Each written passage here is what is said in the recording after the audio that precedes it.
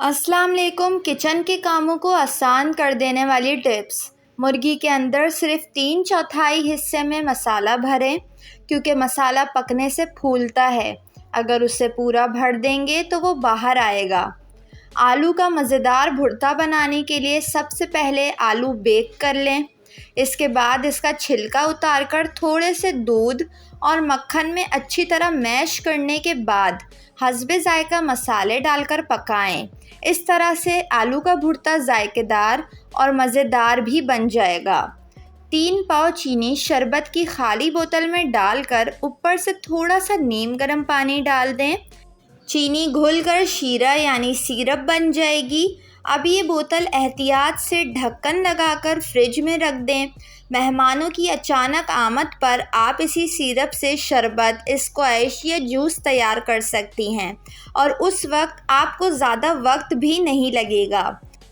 जब भी साबुत मुर्गी रोस्ट करना हो तो मसाला भरने के बाद उसे ज़्यादा देर तक बाहर ना रखें, ताकि उसकी ताज़गी बरकरार रहे और जरासीम को उसके अंदर आने का मौका भी ना मिले।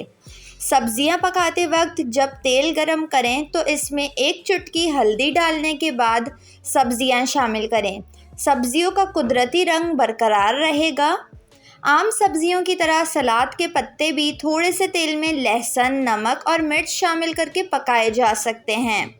नमकीन मक्खन 6 माह तक, जबकि फीका मक्खन सिर्फ 3 माह के लिए फ्रीज़ कर सकते हैं। चुकंदर की रंगत और जायका बरकरार रखने के लिए इसे सिर्फ 15 मिनट तक भाप में पकाएं। इसका रंग और जायका दोनों ही बरकरार रहेगा और साथ ही साथ इसकी ग़िज़ाइयत भी नहीं मिटेगी। शीरा आप ज़्यादा दिनों तक महफूज रखना चाहती हैं तो उसमें थोड़ा सा लीमू का रस या टाटरी भी मिला दें।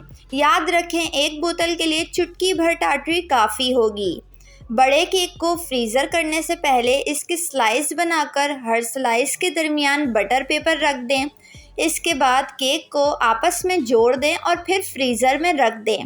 इस तरह आप पूरे केक के बजाय ज़रूरत के मुताबिक स्लाइस निकाल कर सर्व कर सकती हैं। शहद या किसी भी तरह का जमा हुआ सिरप बोतल से निकालते वक्त अगर स्टील का चम्मच गर्म पानी में डिप करके इस्तेमाल करें तो शहद या कोई भी सिरप चम्मच के साथ नहीं चिपकेगा। वीडियो को लाइक और चैनल को ज़रूर सब्सक्राइब कर लें।